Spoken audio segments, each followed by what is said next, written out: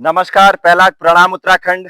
मैं आज एक ऐसे नौजवान साथी से आपकी बात कराऊंगा, उनसे कुछ जानने की कोशिश करूंगा, जो अक्सर हमारे क्षेत्र के मुद्दे बहुत अग्रेसिव रूप में उठाते रहते हैं कि अभी इन्होंने बीजेपी का भी दामन थामा हुआ है और बीजेपी का साथ ये दे रहे हैं और अभी युवा मोर्चा के मंडल अध्यक्ष हमारे क्षेत्र से हैं। नमस्कार दोस्तों, मैं रोहन बिष्ट ग्राम सभा छरौन से वर्तमान में मैं मछोड़ मंडल का युवा मोर्चा का अध्यक्ष भी हूं, वर्तमान में बीजेपी में। रोहन भाई, आप ये बताइए कि लोगों की जो उम्मीदें थी आपसे बहुत ज्यादा थी। लोग यही चाहते थे कि आप अक्सर जो हमारे उत्तराखंड, हमारे पहाड़ के जो जनमुद्दे हैं, आप यूं ही निरंतर उठाते रहिए। लेकिन जब से आपने बीजेपी का दामन थाम लिया, लोगों के अंदर जो एक उम्मीद की भावना थी, वो कहीं ना कहीं कम हो गई और उन्हें ऐसा लगा कि अब ये किसी पार्टी के दबाव में आकर के शायद हमारी जो जनमुद्दे हैं उस बुलंद आवाज में शायद आप नहीं उठा पाएंगे। तो क्या लगता है, आप उसी बुलंद तरीके से उठा पाएंगे अभी? देखिए, मैं आपको बता देना चाहता हूं, हम आज भी जन मुद्दे उठाते हैं और देखिए आज भी हम कागजों में देते हैं। अगर इधर उधर की किसी की हेल्प करनी हो, जन मुद्दे उठाने हो, तो हम आज एस्टिमेट अपना मतलब पहले देख लेते। तो रोहन भाई, ऐसा नहीं लगता आपको कि जो ऐसा काम जो आप जनमुद्दे उठा रहे हैं, कहीं पार्टी का प्रेशर नहीं आता कि आप इस तरह की वीडियो क्यों बना रहे हो? ये तो हमारी पार्टी का नाम इसमें बदनाम हो रहा है। जो प्रतिनिधियों की तरफ से आपको दबाव नहीं आता? देखिए, प्रतिनिधि दबाव क्यों आएगा? हम जनता के मुद्दे उठा रहे हैं, जनता के लिए तो सरकार है ना। जब जनता है तो तब सरकार है ना। सरकार होती के लिए, जनता की मदद करने के लिए, तो किस बात का दबाव? कोई दबाव नहीं होता हमारे ऊपर। हम सही को सही और गलत को गलत कहते हैं, पूरे संगठन को पता है।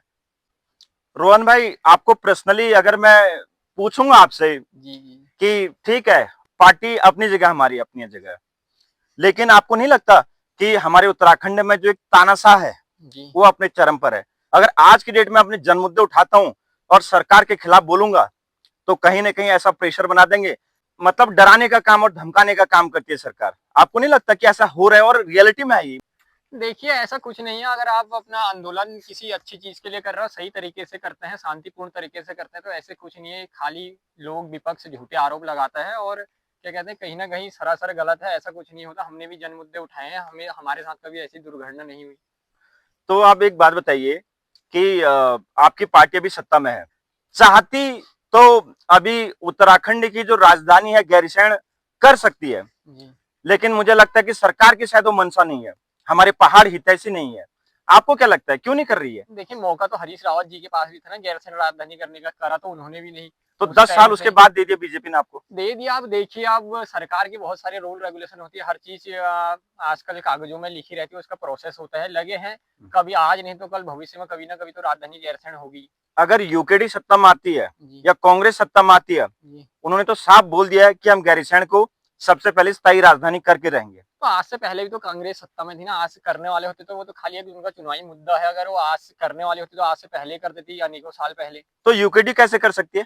देखिए, यूकेडी यूकेडी पार्टी, देखिए यूकेडी आज हमारे उत्तराखंड में राज करती थी, लेकिन उनकी कुछ व्यक्तिगत गलतियों एवं उनके कुछ निजी स्वार्थों ने, क्या कहते हैं, वो उस टाइम पे, जिस टाइम पे वो अपनी सरकार बना सकते थे, उन्होंने वो मौका खोया अपनी ज़िंदगी में। और आप संगठन से जुड़े हुए आदमी हैं, जी, तो क्या लगता है, जो आपके अभी हमारे विधायक जी हैं, जी। महेश जीना का फीडबैक के बारे में क्या सोचते हैं? नहीं, फीडबैक तो जनता तय करेगी ना। उन्होंने काम अच्छे करे होंगे, जनता हमें जिताएगी भारी बहुमत से। अब जनता तय करेगी ना, हमारे कहने या व्यक्ति विशेष के कहने से व्यक्ति विशेष चुनाव नहीं जिता सकते ना। पूरी जनता का जनार्दन चाहिए चुनाव जिताने के लिए, और जनता खुश है। कहीं न कहीं उन्होंने, वो जनता के बीच रहते हैं 365 दिन में से 350 दिन। ये भी देखा जाए, एक ऐसा विधायक पहली बार सल्टो को मिला है जो, क्या कहते हैं, जनता के बीच में रहता।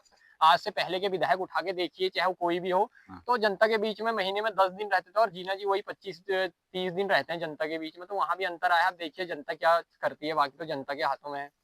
हमारे पहाड़ों की जो स्थिति है लगातार गंभीर होती जा रही है। चाहे पलायन की बात करूं, शिक्षा रोजगार की बात करूं, लोग पहाड़ों में रहना चाहते तो हैं, लेकिन उनकी कहीं ना कहीं मजबूरियां हो जा रही हैं। अगर यहाँ हेल्थ सिस्टम की बात करूं, तो यहाँ पर वो पर्याप्त सुविधाएं हमारे पहाड़ वासियों को नहीं मिल पाती हैं। अभी जो लोगों के बीच जाएंगे अपने पार्टी का प्रचार प्रसार करने, तो आपके मुद्दे क्या रहेंगे? क्योंकि लोग तो आपको बोलेंगे कि आप तो पार्टी सत्ता में हो, यहाँ तो बुरा हाल कर दिया, उत्तराखंड तो बिल्कुल उजड़ने की स्थिति में यहाँ सब अभी उत्तराखंड में कुछ साल बाद अगर ये आपकी सरकार रही, सारे उत्तराखंड में जो पहाड़ ये तो घोस्ट विलेज बनने के कगार पर हो गए हैं।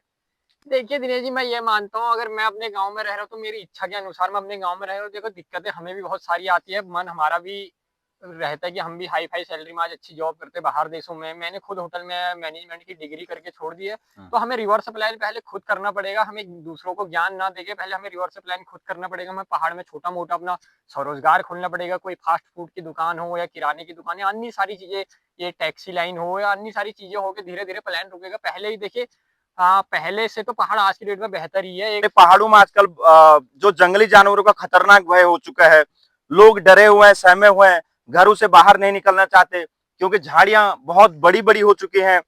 आप क्या मानते हैं, वन विभाग अपना बढ़िया काम कर रहा है आपके हिसाब से? देखिए वन विभाग भी मजबूर है, वो बेचारे भी क्या करेंगे। अगर एक डंडे पकड़ के अगर बाघ पकड़ा जाए तो हमारे पहाड़ के हर प्रत्येक व्यक्ति पे एक डंडा रहता है, तो अपनी सुरक्षा खुद कर सकता है। लेकिन कहीं ना कहीं हाँ, बाघ का आतंक तो देखिए आप गांव धीरे धीरे खाली हैं। आप मुझे ही लगा लीजिए, मेरी उम्र का मेरे गांव में कोई युवा नहीं है तो हमें भी पीड़ा होती है। अब गांव में क्या हो गया, एक दूसरे को देखा देखी सिक्का सौर हो गए, मतलब एक दूसरे को देखा देखी हो गई कि वो फलाना वहां चले गया, फलाना वहां चले गया तो हम भी वहीं जाएंगे। तो इसलिए आज की औरतें पहाड़ में रहना नहीं चाहती। और लड़के तुम्हें हर कोई पहाड़ प्रेमी मिलेंगे, लेकिन अगर लड़कियों की तुलना करी जाए तो किसी के बायो में आप कभी लिखा हुआ नहीं देखोगे कि आई लव माई पहाड़। और जबकि हर युवा पहाड़ प्रेमी है, तो धीरे धीरे पलायन इस कारण भी हो गया कि देखा देखी हो गई पहाड़ में। पहले जैसा पहाड़ अब रहा नहीं। रोहन भाई, आपको संगठन से जरूर फोन आते होंगे, फीडबैक आपसे लिया जाता होगा। बीजेपी का जो अभी 2027 को लेकर के जो चुनाव नजदीक है, किस प्रत्याशी पे मुहर लगा सकते हैं बीजेपी? और एक कैंडिडेट तो होगा नहीं, आपके पास भी 2-3 कैंडिडेट की लिस्ट जरूर गई होगी। आपके हिसाब से वो बीजेपी के हमारे सल्ट में 3 महत्वपूर्ण कैंडिडेट का अगर मैं नाम आपसे जानना चाहूं तो आप एक बार बताएंगे हमारे दर्शकों को? देखिए महत्वपूर्ण ये विश्व की सबसे बड़ी पार्टी है बीजेपी हमारी, और इसमें सबको ये लोकतंत्र है देश में, सबको अधिकार है अपनी अपनी पार्टी में भी हर कोई अपना वो कर सकता है, प्रत्याशी मतलब दावेदारी कर सकता है। वो तो ऊपर हाईकमान का ऑर्डर है कि किसको टिकट देगी। जिताओ, देखो जिताओ हुआ टिकाऊ होने चाहिए दोनों, जिताओ भी कैंडिडेट टिकाऊ भी होने चाहिए और जिताओ भी होना चाहिए। मैं तो यही मानता हूँ संगठन में। नहीं, वो 3 नाम एक बार बता दीजिए दर्शकों को। नहीं नाम मैं कैसे बताऊँ, तो संगठन तय करेगा ना नाम। एक महेश जीना जी हो गए, वो तो अब आपको पता होगा। मैं सर मुझे बड़ा अच्छा लगता है कि जो पहाड़ की बात करता है, यहाँ की लोक परंपरा लोक संस्कृति की जो बात करता है, मेरा मन बहुत खुश हो जाता है, गदगद हो जाता हूँ। ऐसे हमारे परम मित्र रोहन भी पहाड़ प्रेमी हैं और हमेशा जब भी हमारी वार्तालाप फोन पे होती है, पहाड़ को लेकर के बड़ी चर्चाएं होती हैं कि हम पहाड़ में अपना जीवन यापन करेंगे। लेकिन जैसे सिचुएशन हमारे हालात बनते जा रहे हैं पहाड़ के, आने वाले टाइम में बहुत मुश्किलें हो जाएंगी हमारे लिए।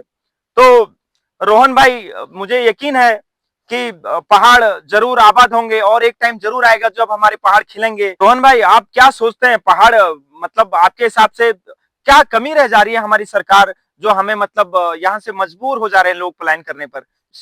आपके हिसाब से ऐसा टाइम आने वाला है? देखिए टाइम तो हमेशा लौट के आते नहीं, तो वक्त के गर्भ में है। कोरोना आया तो सब पहाड़ लौट के आएंगे ना, सबको अपनी जन्मभूमि और कर्मभूमि याद आ गई ना, सब पहाड़ लौट के। आपने कोरोना पिछले 5 साल के पहले का रिकॉर्ड देख लो, पहाड़ में कितनी हरियाली आ गई थी। उस टाइम में भी तो लोग पहाड़ में जीवन यापन कर ही रहे थे। मुझे लगता है 23 साल तो मुझे भी हो गए पहाड़ में कंटिन्यू रहते रहते। आज मैं चाहता तो मैं भी बाहर देशों में बढ़िया होटलों में 1-2 लाख सैलरी पैकेज लेता महीने की, लेकिन मैंने अपने लिए पहाड़ चुना ना। राजनीति में आप बहुत यंग एज में सक्रिय तो हो ही गए हैं, आगे राजनीति में क्या विचार है? मतलब कुछ बड़े इलेक्शन लड़ने की तैयारी आप करेंगे आने वाले टाइम में, या फिर? देखिए अभी तो मेरा कोई विचार नहीं है। अभी तो हम जनता की सेवा में 24 घंटे, दुख सुख में हम सबसे पहले पहुंचते हैं। चाहे किसी का दुख हो सुख हो, चाहे वो हम पक्ष को हो विपक्ष को, हम हर जगह जाते हैं। हमारा पार्टी पॉलिटिक्स ऐसा नहीं देखते किसी के दुख सुख में। और देखियो तो वक्त के गर्भ में छुपा है। और क्या कहते हो, तो जनता तय करेगी। हमें चुनाव लड़ना है जी, हमें जनता तय करेगी ना, हमें जनता जिताएगी चुनाव और हराएगी भी। तो जनता बताएगी। अगर जनता चाहेगी कि हमारा सेवा अच्छी तरह कर सकते हैं तो हम लड़ेंगे चुनाव, और जनता ना खुश होगी तो हम चुनाव नहीं लड़ेंगे। बहुत अच्छा लगा रोहन से मिल करके, मुलाकात करके। और ऐसे ही पहाड़ प्रेमियों से अक्सर मेरी भी कोशिश रहती है कि मैं मिलूं, उनसे वार्तालाप करूं। आपका बहुत बहुत धन्यवाद।